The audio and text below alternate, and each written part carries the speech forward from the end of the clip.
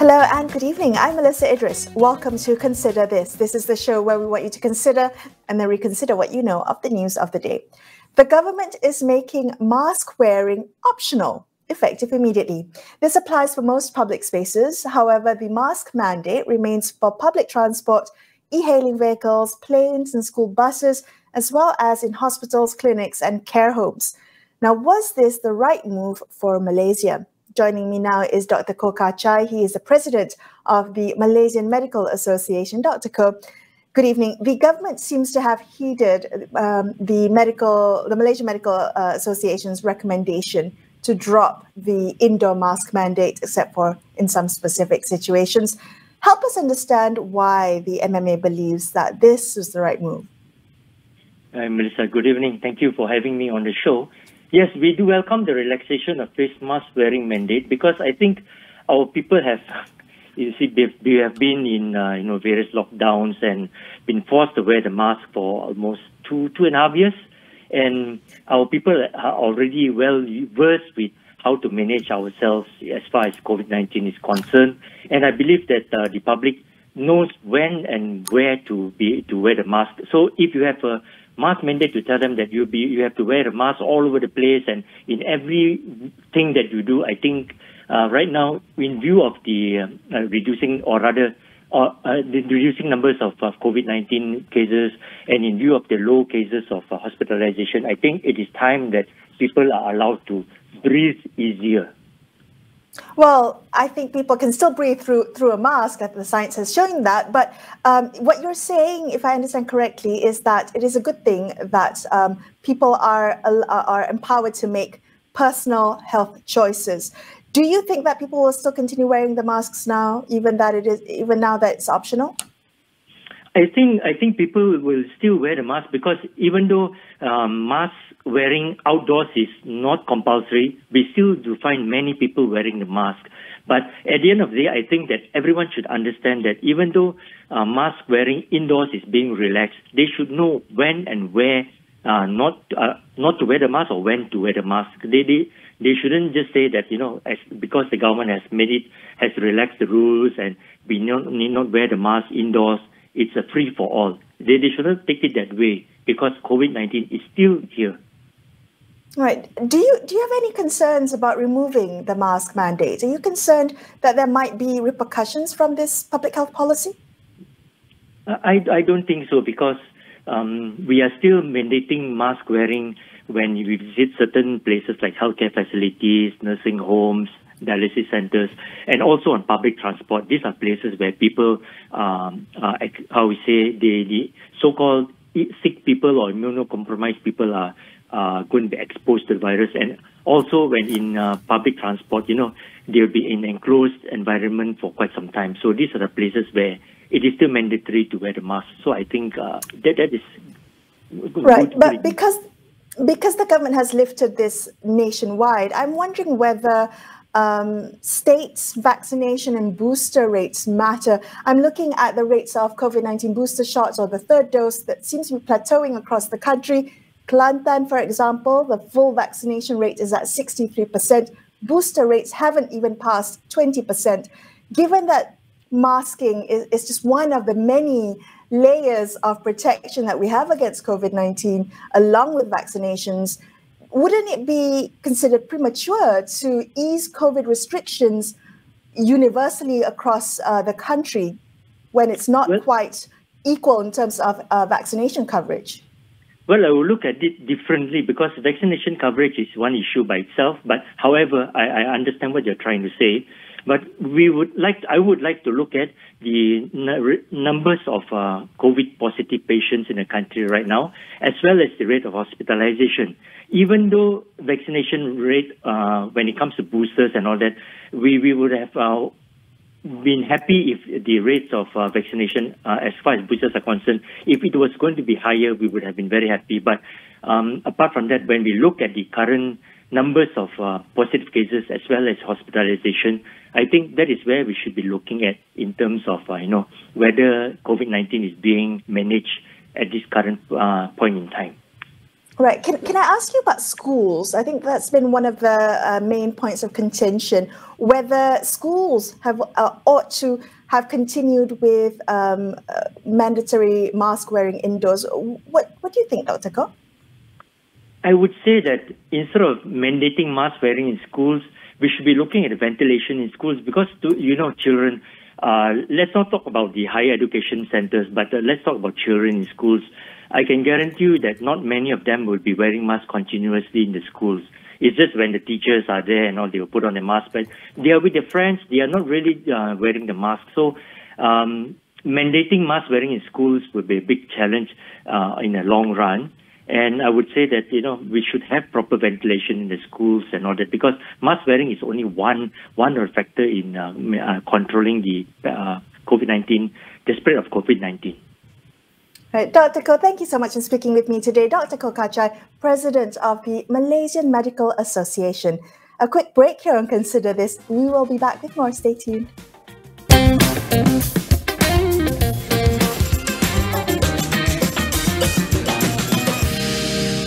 Sehat ialah satu cara hidup. Cara untuk minum dengan baik, makan dengan baik, dengan bahan-bahan segar dan pelbagai cara yang sihat untuk masaknya. Bakar, kukus, masak, campur, jus. Khas untuk semua amatur dan pakar. Gaya hidup sihat yang memasak di hujung minggu, menyihatkan badan dan jiwa. Hidup sihat setiap hari bersama Panasonic. Panasonic. Kemungkinan tanpa had menanti apabila anda dikuasakan oleh jalur lebar Unify Home. Selami emosi dan rasai keterujaannya. Dengan Unify Mobile, setiap detik pasti tidak akan terlepas. Serta kongsi kegembiraan dengan mereka yang amat bermakna.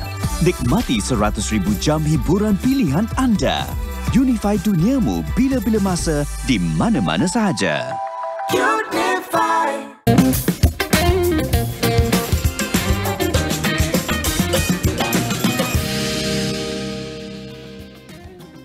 Welcome back to Consider This. I'm Melissa Idris.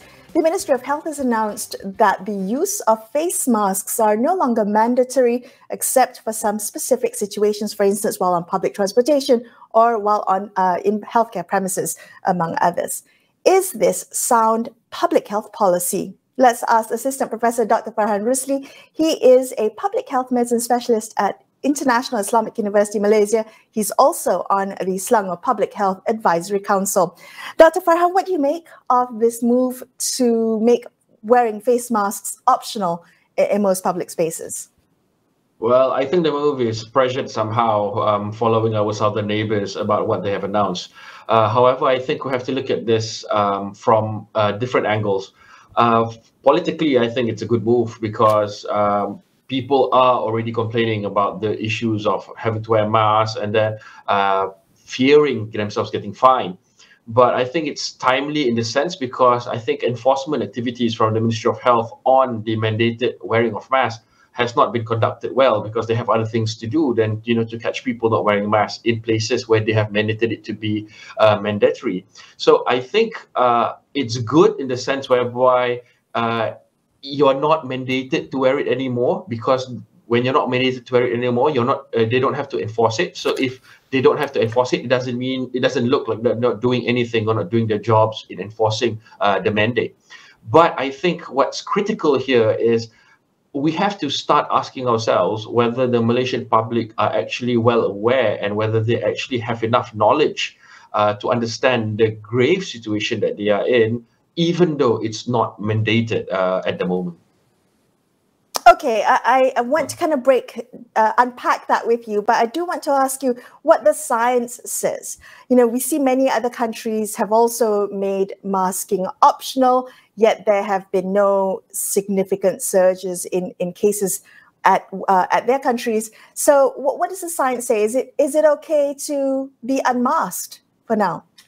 Well, I think what's critical and important right now is to understand that masking itself should not only be entangled with COVID-19. Masking itself actually prevents a lot of other diseases from occurring as well.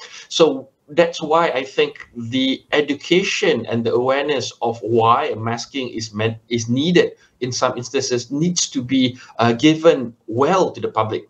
Now, the reason is this, because when we had the masking mandate, we saw that there was a decrease in the number of cases for tuberculosis and other airborne diseases, communicable diseases. But the moment we opened this up and the moment we were actually relaxed, not having mandating it to be outside, making them free from wearing masks, we saw that there was a surge in the number, such as on influenza and all these other things. So the more you mix, the more you have the risk of getting disease. But then you start to question yourself, but previously it has always been that way. But we need to take the approach of what we have learned from COVID and when these things actually can help the healthcare system.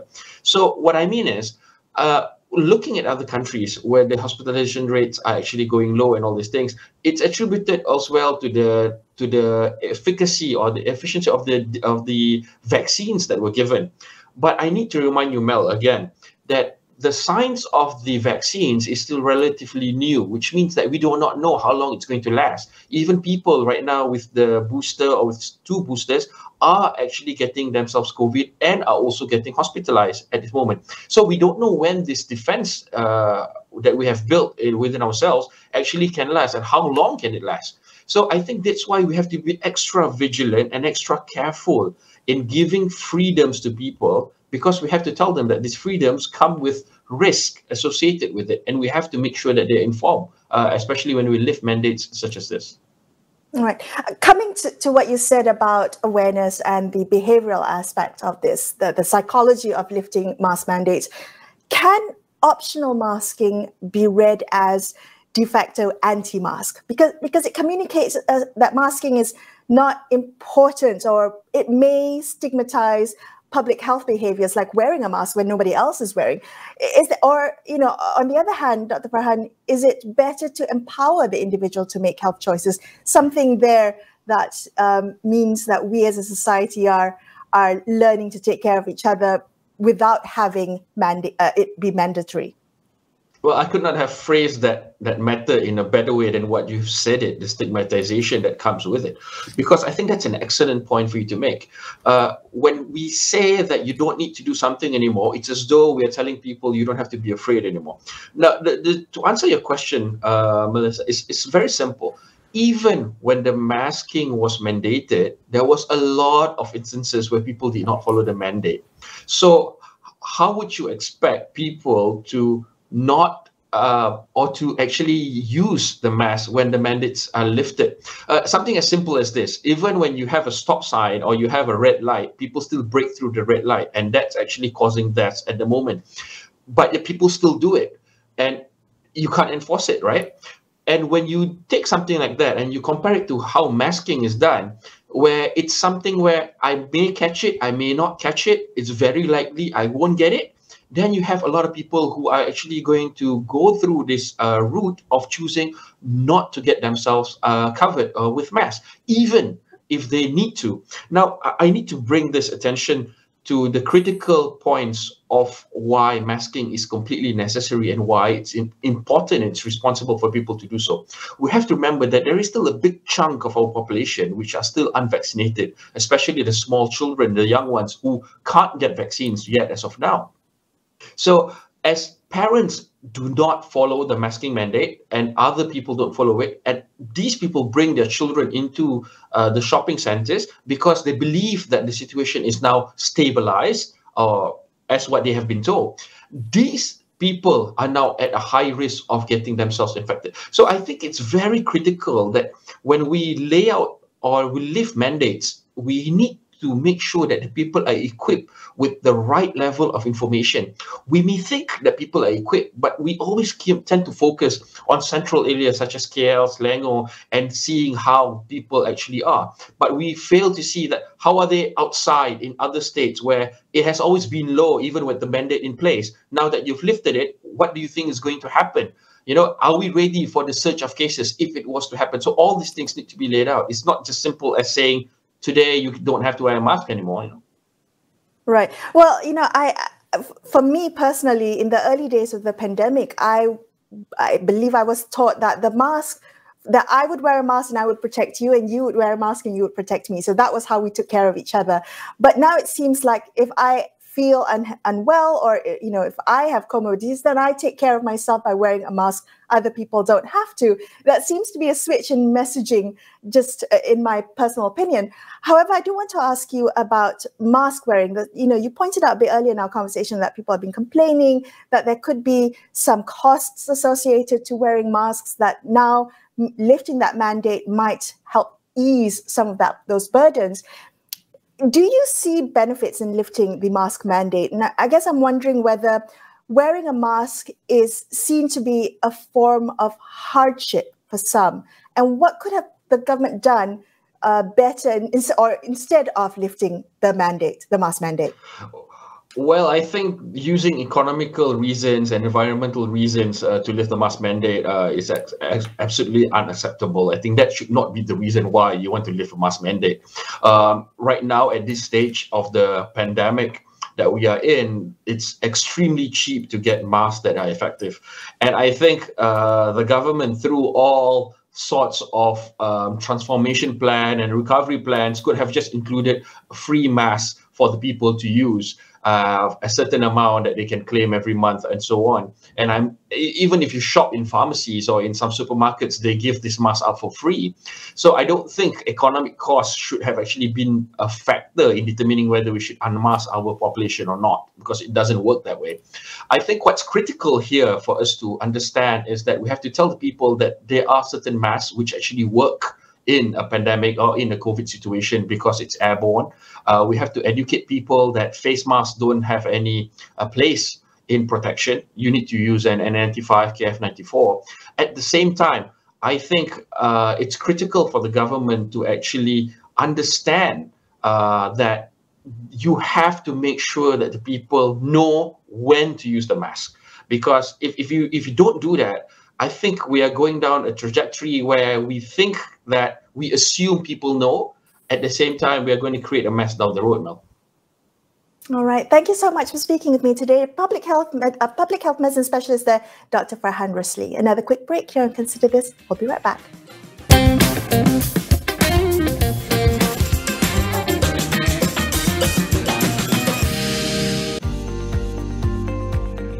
Berus gigi Sistema 3D Ultra Wide baharu dengan teknologi elastoma dan berus multi-aksi 3D.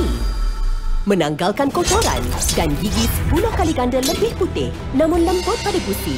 Bulu berus tirus 0.02 mm multi-aksi 3D menyingkir kotoran dari celah gigi. Gigi lebih putih dalam 2 minggu. Berus gigi Sistema 3D Ultra Wide untuk senyuman penuh keyakinan. Sistema. Ini masanya untuk Asia bangkit.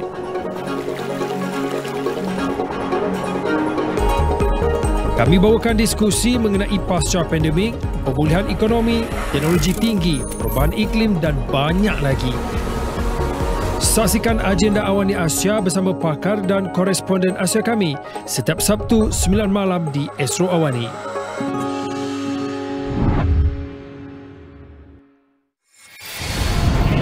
Consider the matter urgent. That of your succession. The Iron Throne is the most dangerous seat in the realm.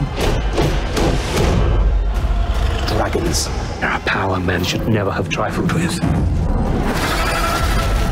I am to inherit the Iron Throne. She can cut off any challenge to her succession. Knives will come out.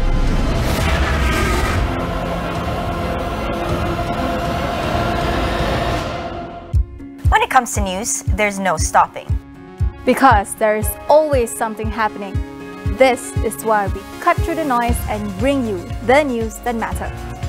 On AWANI tonight, we cover the most important stories of the day, taking deep dives on issues you care about, giving you what you need to make your decisions.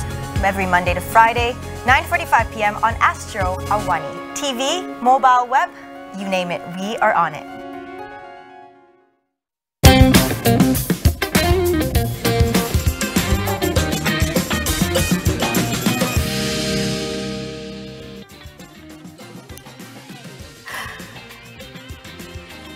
Hello, I'm Melissa Idris. Thanks so much for staying with me on Consider This. Let's continue our discussion about the government's move to make mask wearing optional, effective immediately.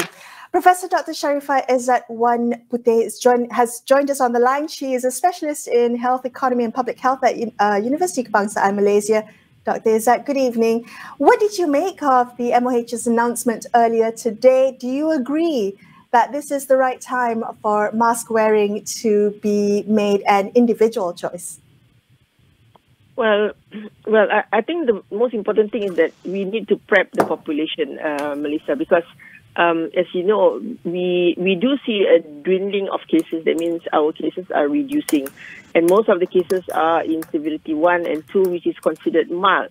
But we have to ensure that the public, or basically the population, knows that, there's an option. For those at risk, they need to continue, or they are highly encouraged to continue using their mask, especially if they feel that they might be at risk of certain diseases, especially COVID and so forth. We are aware from COVID now, the positivity rate is also quite, high at 7.4, something like that. Meaning that there's a lot of people who are actually positive, and some of them are asymptomatic. That means they're walking around. So we might unknowingly meet someone who is actually positive and unknowingly get transmitted as well. So for those who are at risk, meaning that they have high comorbidity, they are obese, they easily get infected, it's good to continue masking, even though, other people might actually unmask as well. As the country progresses into endemicity, I think this is inevitable, which is something that most of other countries have already progressed into. Most other countries have already unmasked, and I think Malaysia is following suit as well. However, it is highly recommended that we continue to look at the data carefully, because if we see any surge of cases and things like that, probably we need to U-turn and basically continue masking all over again. This has happened to other countries as well. And this is not something which is very peculiar. However, we do hope that, most of the cases are mild, category 1 and 2, and you don't see a surge of severe categories. As much as possible, in fact, the first thing is that we don't want to get affected at all, because, the risk of long COVID are still there, even though that you get infected with mild COVID. So that is something that the public needs to be aware of as well. As what other countries have done, unmasking that's usually the process in endemicity, but we have to be careful, and we have to make sure that, the vulnerable are still protected. Right. Well, okay, so with the easing of these rules, it seems that the public must bear a greater individual responsibility, not just for themselves, but for the whole community. And you mentioned a bit earlier about prepping the population for this. Has the past couple of years been sufficient to do that? Do you think that now that masks are optional, that we will choose to protect others by wearing a mask? Yeah, I think this is something that Malaysia is quite mature in. I have good faith in the population. I think most of us are well aware, and in a way are able to assess their own risks and situations. I do understand that certain populations are probably less literate, and probably these are more seen in certain maybe rural or in marginalized population. The literacy might not be available in that sense, but the majority, I think, are quite adept, and we are able to respond to this challenge. Dr. Izzat, you mentioned a bit earlier that masking doesn't have to be an all or nothing choice, that we could maybe relax those mandatory masking rules now, but maybe U-turn later if the data tells us otherwise. What concerns do you have about the transmission of the disease within a community? I'm trying to understand how the science works with immunity and with transmission and with new variants as a possibility. Yeah, you're absolutely true, Melissa. A lot of other studies have shown that, a certain VOC has come about, like the BA4, BA5, which are highly transmittable, and you even though you have been vaccinated or even though you have already been infected, the risk of you getting reinfection from the new variants of VOC are highly possible. And this has been shown in other countries as well. And I think Malaysia is following suit, or we are already in that situation. So if we see a surge in cases either to this Omicron, or there could be other variants coming up, we are not sure. That is the point where we need to really return and reconsider our actions as well. We are not sure how the other VOCs will occur, because this usually comes from a global warning from WHO and so forth. This has happened before when we have Wuhan, then we have the Delta and so on. We have been warned on so-called the VOCs. And similarly, we have already been warned that we have the new BA4 and 5, but the impact looks that as if it is not that virulent. It is highly transmittable, but most of the cases are still maybe category 1 and 2, and we hope that it still stays the same. What's up in the horizon, we really can't look at it at this point in time. Every other countries are unmasking. Most of the countries, we still have countries who are still masked, and they are very well aware for certain reasons that another wave may attack them. So I think the country, for Malaysia per se, we have to be really vigilant on this part as well. Right. Well, just judging very quickly on some of the reactions that I'm seeing online, particularly social media, with the announcement by the Ministry of Health a bit earlier, it seems to be the biggest concern is around schools, about unmasking in schools. Do you share any of those concerns, Dr. Izzat? Right. Yeah. Well, schools are at-risk population because they have very high proximity. And usually these are schools which are very dense, and some of them are living together in hostel and things like that. But these are the younger population, meaning that they have so-called better immune system, and they might get infected, but usually the infections are usually very mild or category 1 and 2. The more risk categories that I am more, looking at are probably the elderly. So these would be people in the infirmary, in schools, prisons, and so on. But also, we have a huge burden of non-communicable disease, Melissa, in the country, where a huge population of us are either obese, overweight, and we have a high burden of diabetic and hypertension as well. So they have also a higher risk of, getting infected, and especially if they have not completed their prime doses, or they have not completed their boosters. Some of our population has even gone for the second booster. That means they have got like 4 injections already, 4 vaccination shots already. But some of us have not even got our third vaccination, which is the first booster. If you look at COVID now, the percentage is about nearly 50%. That means there are other community or other people who have not got their boosters as well. So these are people who are more at risk, and they have to be really careful about it. Dr. Izzat, thank you so much for joining me on the show tonight. Public Health Specialist Professor Dr. Sharifah Izzat Wadputeh, wrapping up this episode of Consider This. I'm Melissa Idris, signing off for the evening. Thank you so much for watching, and good night.